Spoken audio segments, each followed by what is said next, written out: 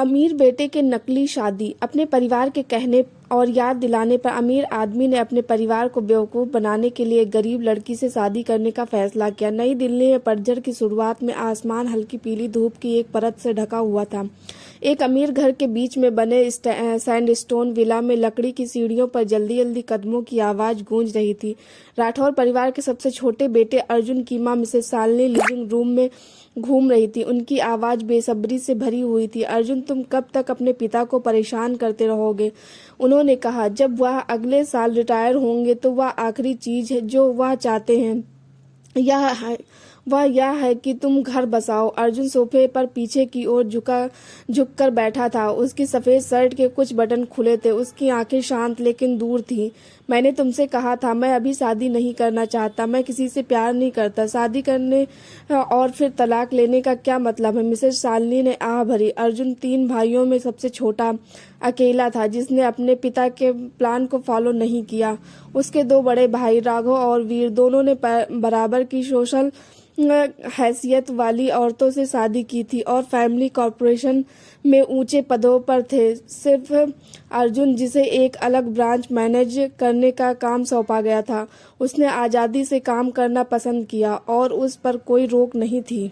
लेकिन इस बार प्रेशर सिर्फ उसकी मां की तरफ से नहीं था। जब से मिस्टर राठौर ने कहा, प्रॉपर्टी तभी बटेगी जब तुम तीनों की शादी हो जाएगी, घर का माहौल धनुष की डोरी जितना टेंशन वाला हो गया। दोनों बड़े भाइयों ने बेशक अपने सबसे छोटे भाई की मदद करने का दिखावा किया, लेकिन हर कोई हर बात के पीछे का मजाक समझ सकता था। खाने के दौरान मिस्टर राठौर ने सख्ती से कहा, तुम 30 साल के हो, तुम किसी से भी शादी कर सकते हो। जब तक तुम जिम्मेदार हो, मेरे रिश्तेदारों के सामने मेरी बेइज्जती मत करवाओ। राघव ने अर्जुन की तरफ देखा और होठ सिकोड़ लिए। या मैं तुम्हें कुछ बिजनेस वुमेन से मिलवा सकता हूँ जिन्हें मैं जानता हूँ, पढ़ी लिखी, अमीर और अच्छे व्यवहार वाली।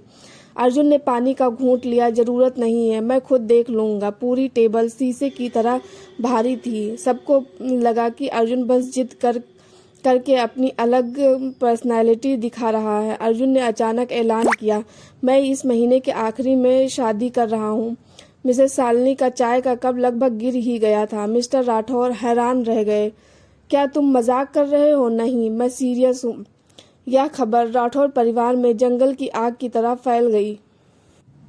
लेकिन जब अर्जुन अपनी होने वाली दुल्हन को अपने परिवार से मिलवाने घर लाया, सारी बधाइयाँ अचानक यकीन न होने की फुसफुसाहट में बदल गईं।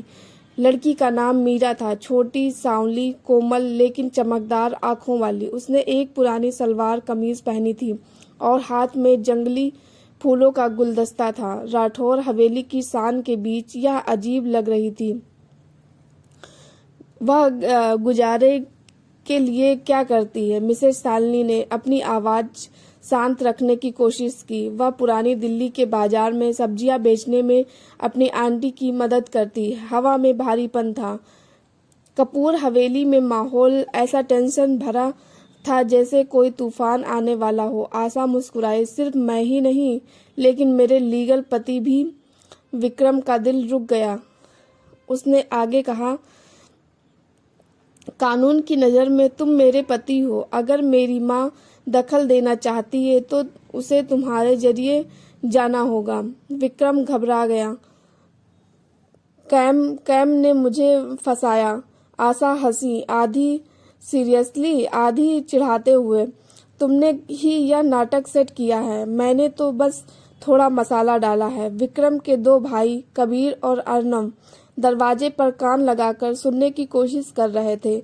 उनके चेहरे पीले पड़ गए थे। अगर विक्रम को सच में आनंदा ग्रुप में हिस्सा मिल जाता तो कपूर होल्डिंग्स में उनके विरासत के अधिकार खत्म हो जाते।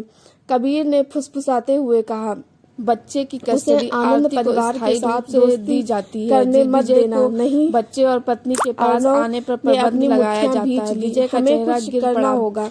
इससे पहले कि कुछ देर हो जाए और वह हार गया। उसी पल दरवाजा खुला। आलोक उसके साथ था। विक्रम वहीं खड़ा था। आसमान की ओर देखा और पहले से ज्यादा तेज थी। भाग 3 का अंत। तुम दोनों एक नई उड़ान। कुछ महीनों बाद आरती ने महिलाओं के लिए एक सशक्तिकरण केंद्र खोला, जहां उन औरतों को सलाह, और अधिकार भरी थी। अब से मैं कमजोर सबसे छोटा भाई नहीं रहूंगा। देविका ने उसके केंद्र का नाम था। अपनी बेटी को देखा, उसकी गहरी आंखें के दिन आलोक जानती हुई उसके कान में कहा, तुमसे वह थोड़ी मुस्कुराई। लगता है उसे अपना दुश्मन एक नई और शायद उठाई अपना साथी मुस्कुराई और बनने के लिए सही इंसान मिल गया। आगे बढ़ती गई, धूप सोने सी चमक रही थी और वह औरत जो कभी टूटी थी अब दूसरों को जोड़ने की ताकत बन गई थी। दोस्तों, आपको कहानी कैसी लगी कमेंट करके जरूर बताना। हमारे चैनल पर नए हैं तो चैनल को सब्सक्राइब करना। धन्यवाद।